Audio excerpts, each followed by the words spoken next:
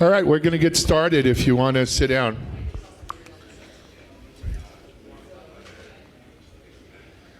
Does this work? Yeah? Okay.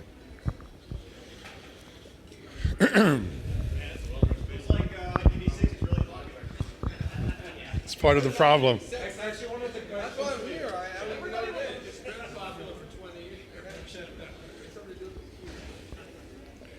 Okay. For those brave few who stood around for the last panel or the last presentation of B-Sides, we are going to try to do something a little different. We're going to learn a little bit, hopefully, about IPv6, talk a little bit about IPv6 and various flavors of security, and then at the end, you'll get to test your IPv6 knowledge for drink or prizes, whatever you prefer. So if you think you know IP6, you don't know Jack. We have a great panel of most of the vulnerability management space here.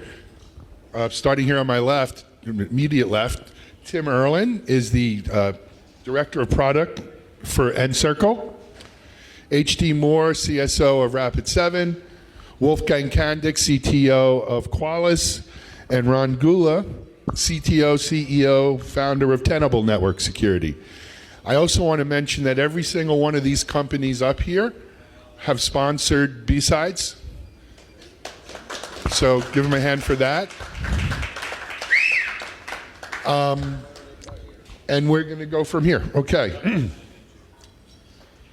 So IP6 is something most of us have heard about, I assume.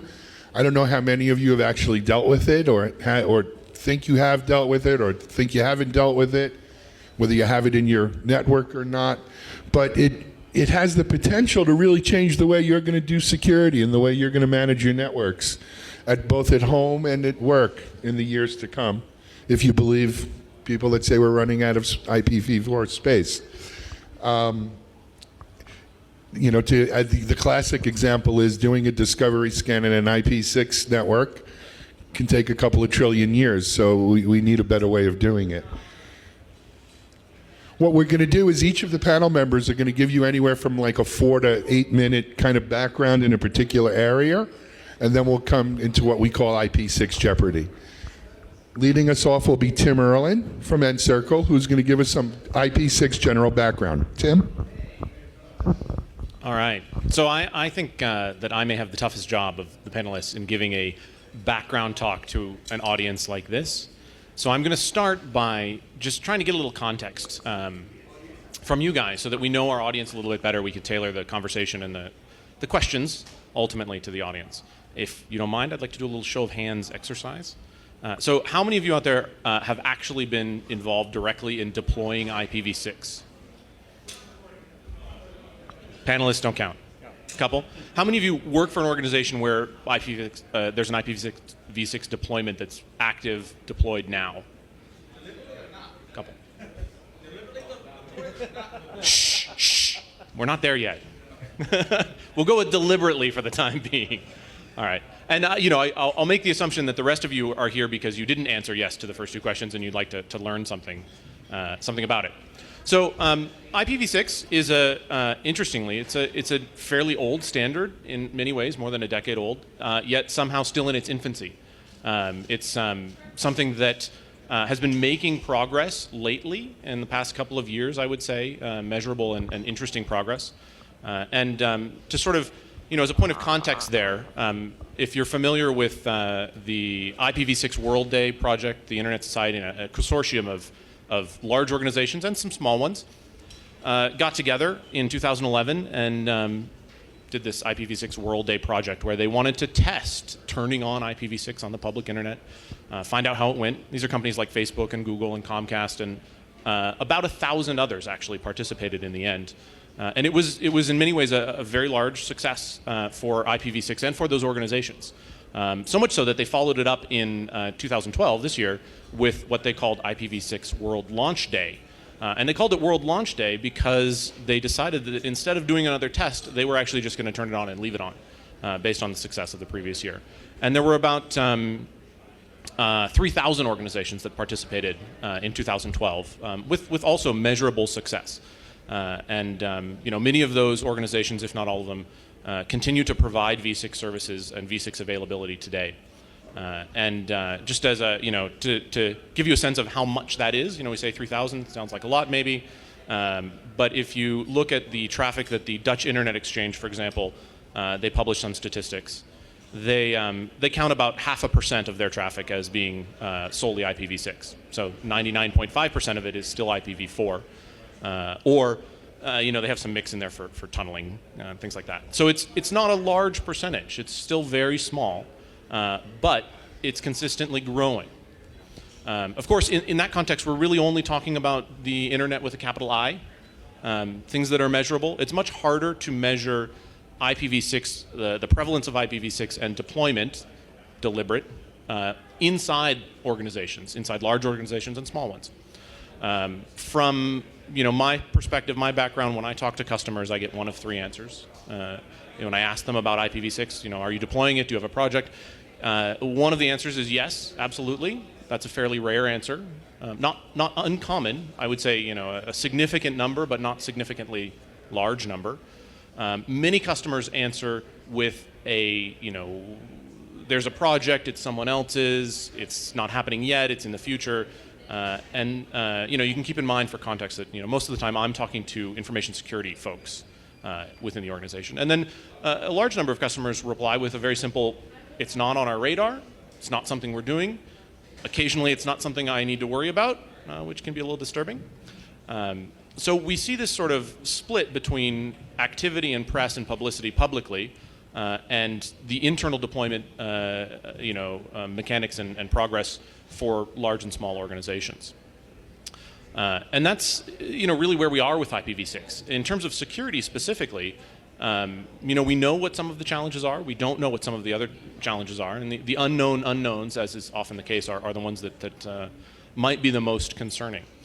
And in order to dive into some of the detail there, some of the interesting points, I'm going to hand it off to my other panel members here. And I think I'm handing it to Ron next. Wolfgang. Okay, I got it. So yeah, good evening. Thanks for the intro, Tim, for the IPv6. Did you have the slides up there? I actually prepared a couple slides for you. It's about a site that I have where I'm listing a couple of IPv6 configurations or tutorials that you can run to become more familiar with it. So if you've already running it, that's fine. There's nothing new here. If you've never done it, it's actually pretty easy to do, to become acquainted with it, kind of take a look what works, what doesn't work, how easy is it, how could you run it in your home. Those are kind of the ideas, and maybe how can you use it on a daily basis. I'm not really a networking person, much more of a system admin. So you got to take it with a grain of salt. But normally, I think if I cannot make it work, which happened a couple times, it's pretty sophisticated and needs much more than you could possibly get when you want to actually use it at home.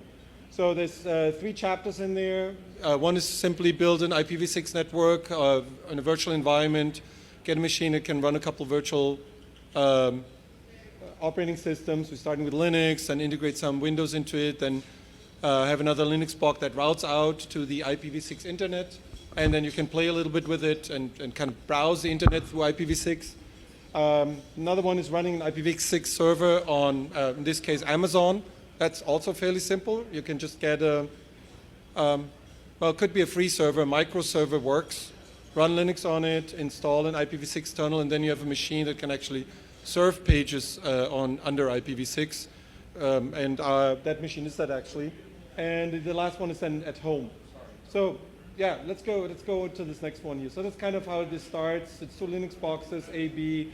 You can then ping between them, SSH between them, run Nmap, run Apache, browse to the page.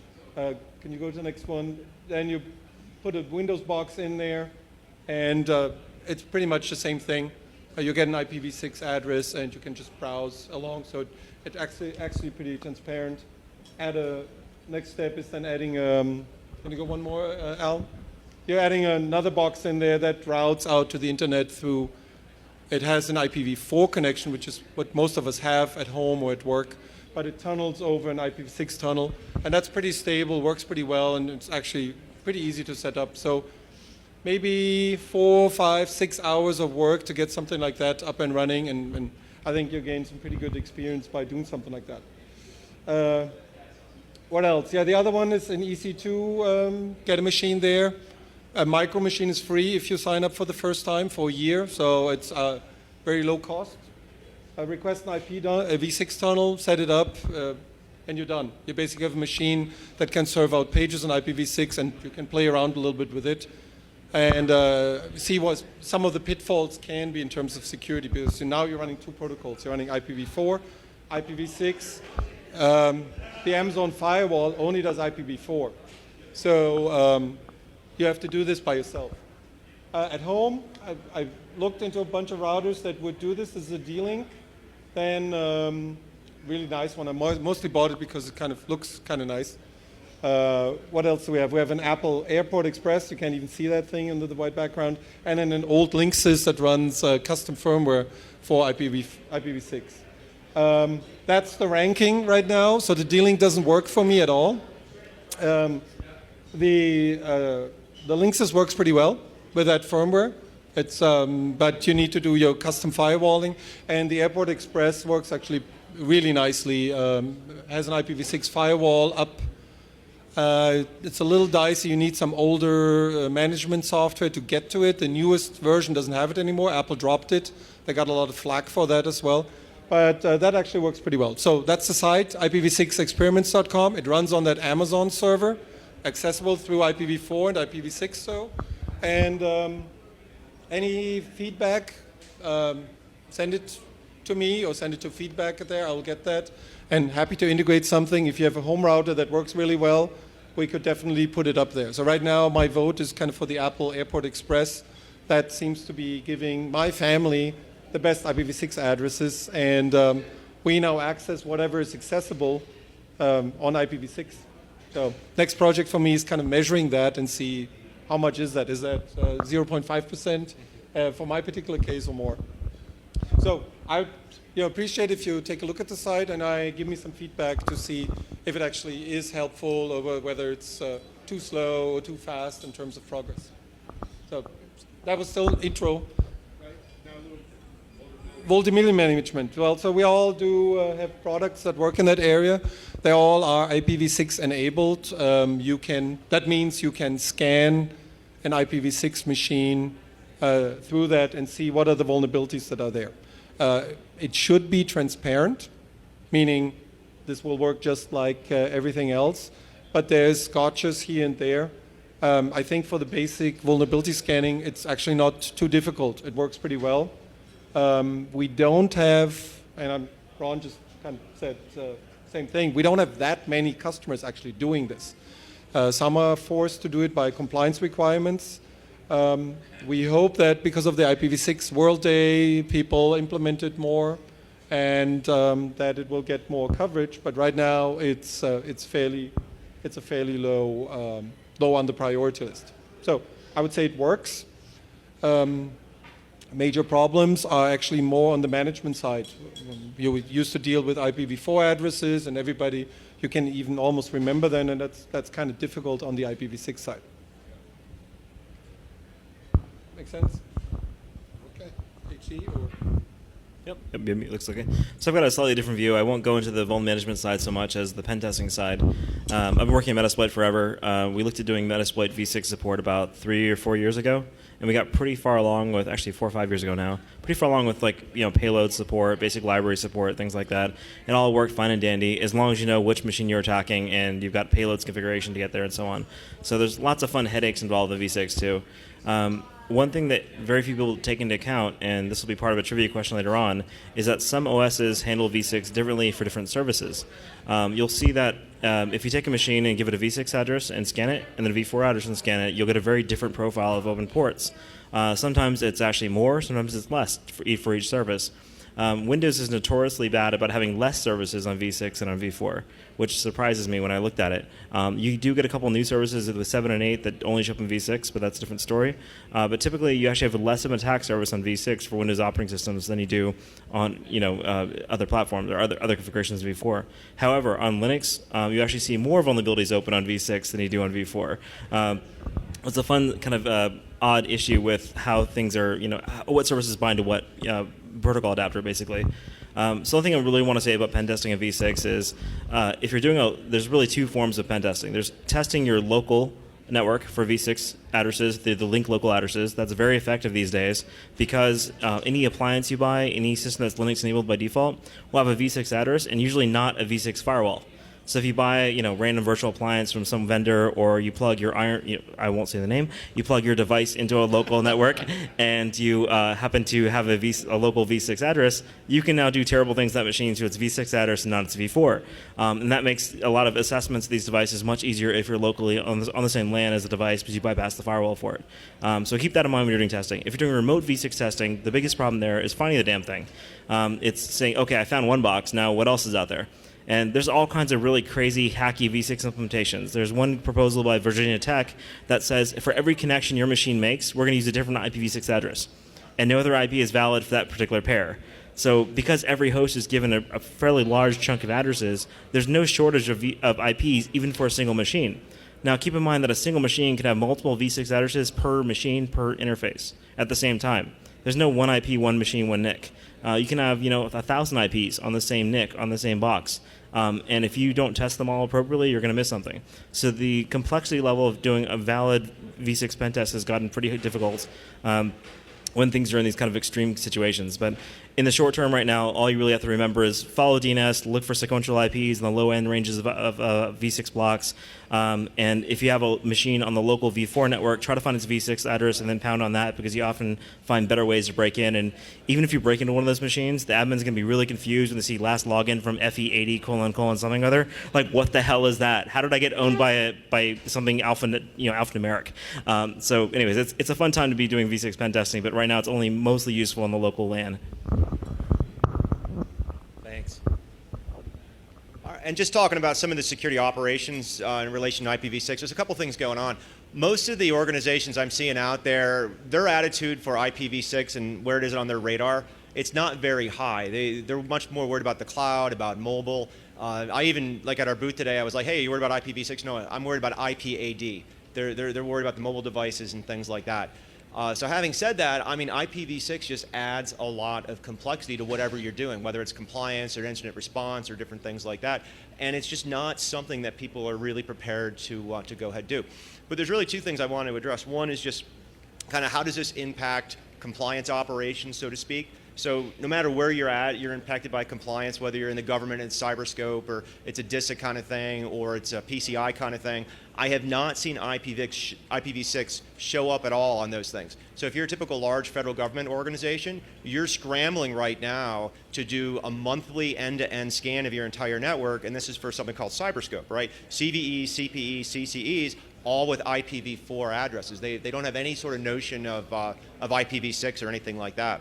And then the second thing is, if you're more on the commercial side with PCI and whatnot, there's just not a whole lot of knowledge out there of, do I need to scan for IPv6? Is it part of my assessment? Even though a lot of times, if you do have an IPv6 internet-facing device, you can go right past the firewall and so on.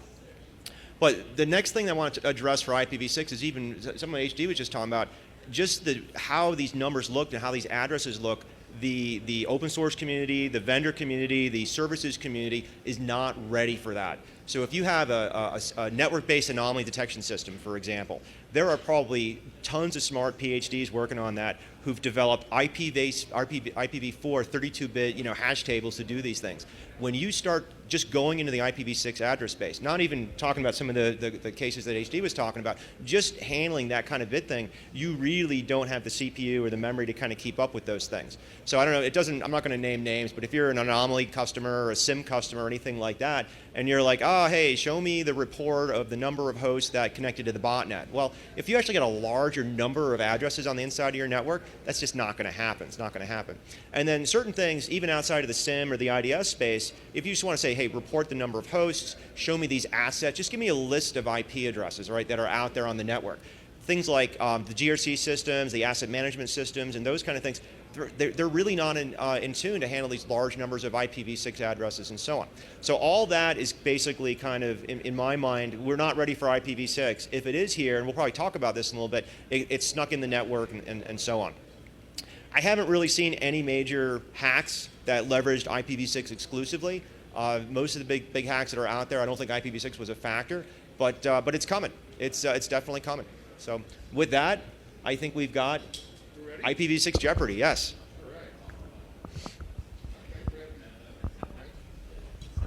Okay, so we're going to try something called IPv6 Jeopardy. Here's the... You got it? You got it? Okay. Actually, your questions I have here. Here are the questions. Yeah. Just, I might, whoa. Okay. Hold on, we might have lost it. Lost its IPv6 address was now. Yeah. Did you see anything from Maryland? Hold on. All right, so we're going to do a little IPv6 Jeopardy, if I could see what we're doing here. I think we deleted them. Oh, well. Hold on. Yeah, we're going to... All right. Close. I think we actually... Yeah, look at that. How is that possible? I don't know. Hold on. We'll find it. No, it actually deleted. Son of a gun. Anyway, while we're looking for this, we're going to do IPv6 Jeopardy. What we're going to do is this. Obviously, we have the 4 people. I have red tickets here. Each red ticket you can take to the bar and put it on my tab for a drink. You get the question right, you get the red ticket. Obviously, as we go up from 10 to 20 to 30, the questions get harder, but you'll get more red tickets. However, like in real Jeopardy, you get the question wrong and you give me back the tickets. And the boys here know as many tickets as we have at the end of the game, we get to drink. So it's us against you. I'll take volunteers from the audience. If you feel man or woman enough to raise your hand, pick a category and a denomination, we'll get started.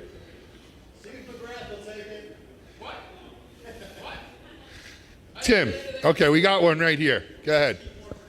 HD more for 10.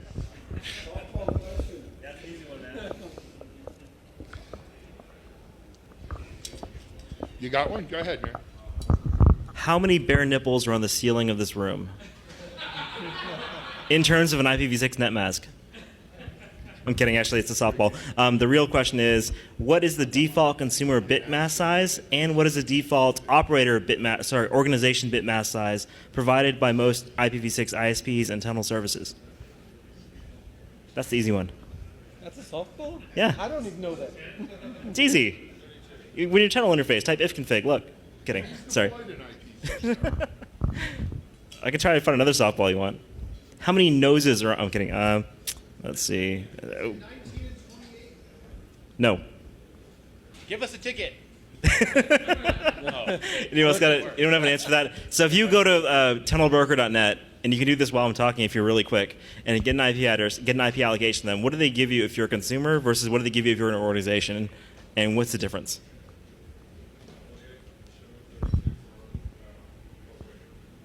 Close. Like, shift it to 16 bits, one way or another.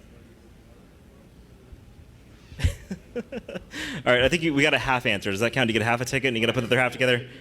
All right, that works. So the answer is actually they give you a 64 for a single consumer, and they give you a /48 for an organization. So sorry about that. Who has the... All right, that stinks. We really lost that one. Nobody knew this. We should explain this a little bit more. Go ahead. So does that make sense, /64, /48? /64 means you can, well, put a boatload of machines in there, more than I can count. /48, yeah, more than, I don't know. The current internet times the current internet is a /64. Okay, so that's pretty big. That's what you can have at home. /48 means you have 65,000 and something 16-bit subnets that you can have with that type of thing. So it's pretty big. People think we'll never run out of it. We'll try. We'll try it anyway. So I remember when we weren't going to run out of 40 meg hard drives. All right, next, anyone else taking a crack? Tim, come on. Tim for 10. All right.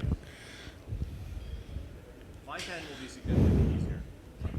How many bits in an IPv6 header? 6. Thank you. All right, Tim, get your drink. All right, you see, we didn't make them all hard. All right. Who's next? Who's our next contestant? Jennifer, JJ. Oh, come on, come on. Take one. You got to take one when you're on the spot. He's working. All right, you know what? Who's that guy back there with the glasses sitting in the corner? We'll get him. Take one. Pick one. Which category you want? Ooh, ooh, ooh. That's a guy with a pair right there. Okay. Oh, go ahead.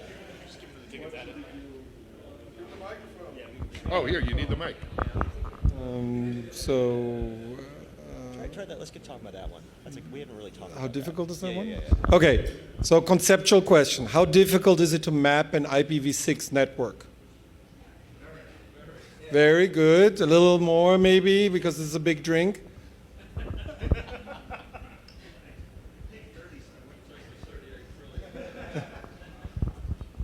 So it's really big. That takes a long time to map.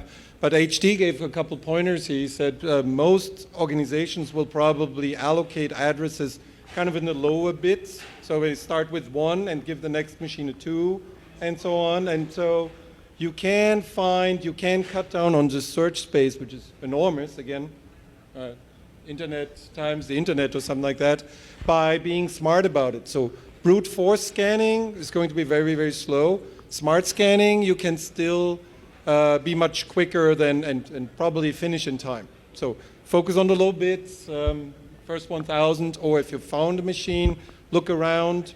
Many addresses also depend on the MAC address of the box. So if you know they use here Qualys, we use ThinkPads, you have a pretty good idea what the first 3 octets are of that. So they show up, you don't have to scan for that. So you're cutting down on the search space by being smarter about it.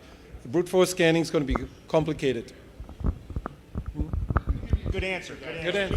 It's complicated and difficult. All right. Anyone else? This gentleman knows about IP6. You've had your hand up twice. So now, take a category.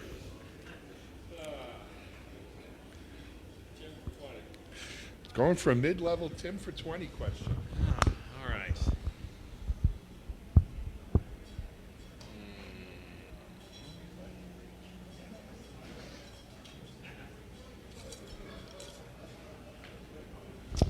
All right. Let's see. Are IPv6 headers in the packet larger or smaller than IPv4? What was your answer? You are correct. Very good. Would you like the follow-up question? Well, actually, it's not really a follow-up question. Oh, they're larger. The answer is they're larger. Give him Tim for 30. Tim for 30. Yeah, yeah. And they are larger, but actually more efficient to process, and that's one of the advantages of IPv6. And they are more efficient to process for a couple of different reasons. So they've removed a bunch of the sort of optional header fields that don't get used very often, and there's no longer an expectation that the router will actually calculate TTL, so that calculation is taken out. And there's one more. Oh, no fragmentation, of course. So there's essentially no fragmentation in IPv6, at least in terms of routing, and that speeds it up as well. Okay, he continues on his roll. He's going Tim for 30. Oh, no, you don't want Tim? No? Oh, a hard one.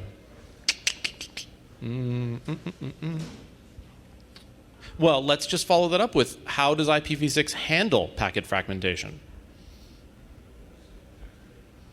Or not handle it, as the case may be. Oh, he's giving the ticket back. So sad. Well, as I said, it doesn't. There's no fragmentation. So basically, there are two ways to handle it. First of all, there's a process called path MTU discovery, where there's a method of discovering the MTU for the path that you're traversing so that it gets set correctly, and that way the router doesn't have to deal with any fragmentation.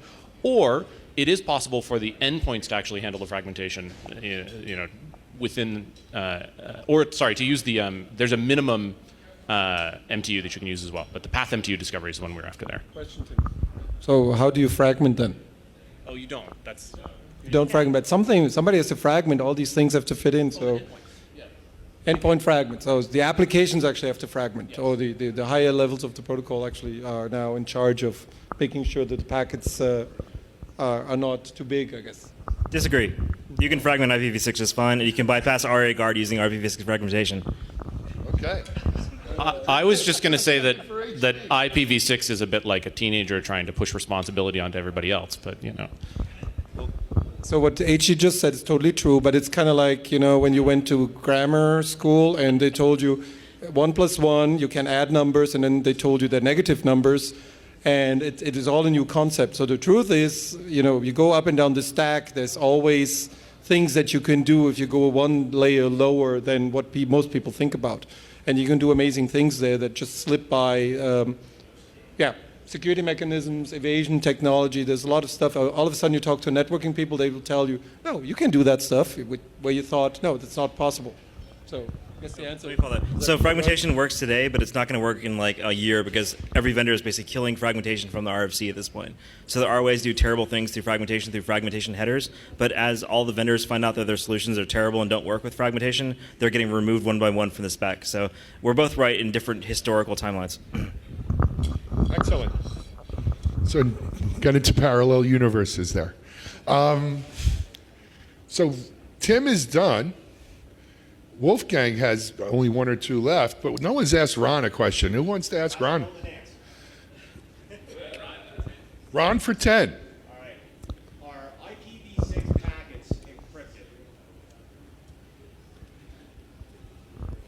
IPv6 has security buildings. It may be very secure.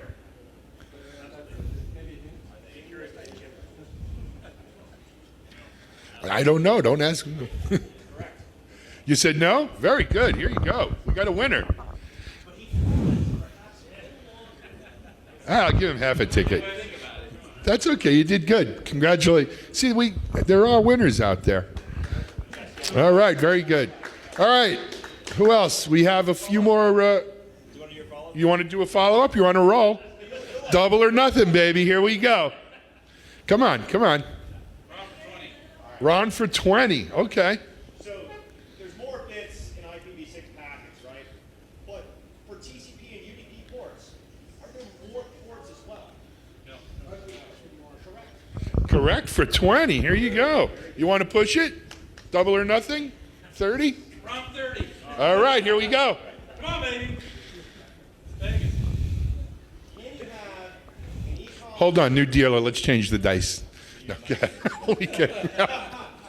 Go ahead. All right. If you have an e-commerce site that's PCI something to PCI, but you've got an IPv6 address hanging out there with 0-day, PII, and stuff like that, can you still be PCI compliant? Yes. I would have accepted either answer, but correct. Okay, very good. Here, take 2. All right, we got a big winner.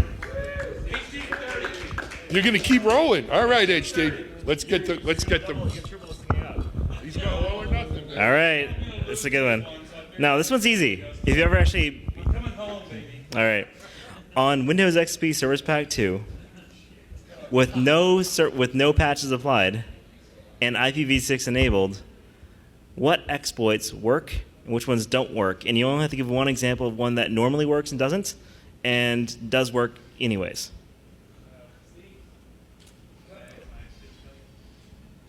And nipple counts work too. So. All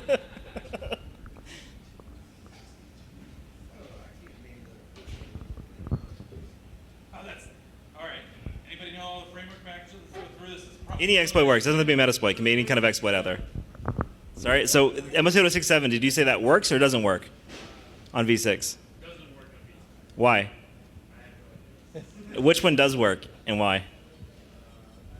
So we're halfway there. So the freebie answer is MS-8067 does not work on Windows XP SB2 on IPv6. But it should. Why doesn't it? And if you can get that and you can get an example of a working exploit, yes, sir? So that's one of the ports that Windows actually buys. Yes. That the NetBIOS service does not bind to V6 addresses in XP. Excellent. Excellent. I think you win that ticket. Any RDP exploit will work. Any of the remote desktop. The RDP, well, RDP, you're right. It will work, but it's if it does work, it will work. But the one that still works though is MSO3026DCOM. So you can still Blaster. So you can still use the Blaster exploit on XP2 boxes on V6, but you can't use the configure bug because it won't bind NetBIOS to V6. Really? Yeah, it's weird shit. So. Okay. How are we doing on tickets? Do we need to go back? Or Yeah, we need to take some. No, well, besides tickets, I've got some other stuff to give away. Who wants an iPad? iPad? Not an iPad. Yeah, I wish. It's a new one. It's the iPad 4. It's going to be real. It's a 4-incher. It's a slider. We'll make it a real easy question. Anybody want to take a shot for this? All right. That was an easy question. T-shirt. You got an IP6 question for a T-shirt? Yeah, Wolfgang, you do it. So T-shirt. Okay. What's the equivalent of ARP, IPv4 ARP, in IPv6? Yeah, I'm a musician. What are we giving it away? That was the best answer all day. Who has it? What about this gentleman in the beard back here? We'll give him a T-shirt question.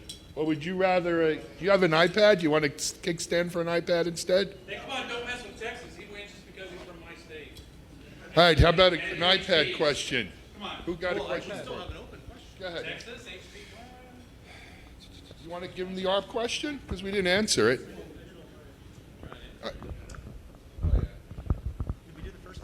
Yeah, I don't think we did the first one. So current percentage of IPv6 traffic on the internet, on the open internet. 0.5% is pretty good. What else? Any other guesses here? 0.5% is good. I think it's 0.75 right now. The measurements, the most recent one I saw. And without the pornography? 0. It goes down, yeah. So I spoke to some guys from Yahoo the other day, and they said they have about 3% of their traffic is IPv6 already. So it's and they see it growing.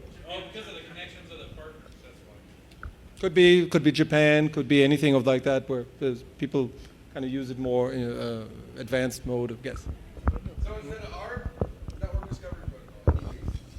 Correct? In V4, it's what's the equivalent in V6?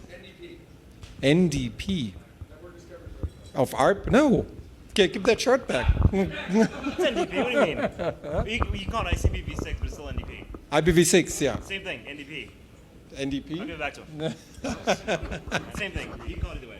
Well, NDP is implemented on top of ICPv6. Okay, So it's layered, but Wolfgang's correct that it's ICPv6. Normally you just do an ICMP. So I guess ICMP does much more in. So normally in V4 I think of it as ping, right? But under V6 it does many more things. It discovers routers and discovers nodes and stuff like that. This drops ARP and There's no more ARP. It's ICMP. Yeah. All right. We got 120 question with HD Moore left. This gentleman over here, you have an S1. You want to do one? Him, no, behind. Actually, you two haven't either. Any of you guys, step up. You ready? If you're man or not, he's ready. All right, give him a 20. In IPv6, what is a scope ID and what does it matter? Jordan, you have a question, answer? Sorry? Scope as it applies to the socket call. When you're creating a socket, you have to specify the scope ID. And why does that scope ID matter with some types of shellcode?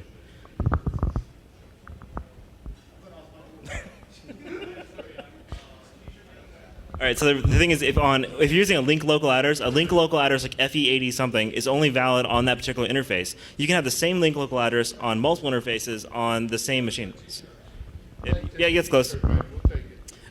So you can have the same IP on multiple interfaces on link local. So the way they differentiate those is through a scope ID parameter on the socket call, which indicates which interface the socket should go through. However, if you're writing shellcode that's reverse connect on a link local IP, the reverse connect shellcode has to know the interface number that it's running on to be able to connect back to the machine on the link local network. So you have to guess a magic freaking number on a remote machine to make your reverse shellcode work on link local v6. It was an easy question. So. Oh, Alan wins. I got it. It was an easy, yeah. That was a well-rehearsed answer. All right. We have a, what do I got here? An iPhone 4 case. Does anyone have an iPhone 4 case or have an iPhone 4 that needs a case? Yes. All right. Do we have any questions left? What's faster? What's faster? What's faster? I,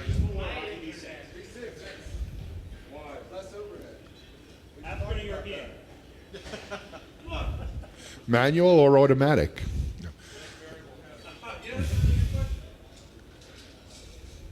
I would logically say before, but I'm thinking. Go counter. Well, because I'm- V6, because you dropped all the extra seconds. that's why I was gonna say, because all the extra crap with V4 is gone with V6, so I'm thinking V6 is probably faster. Is that correct?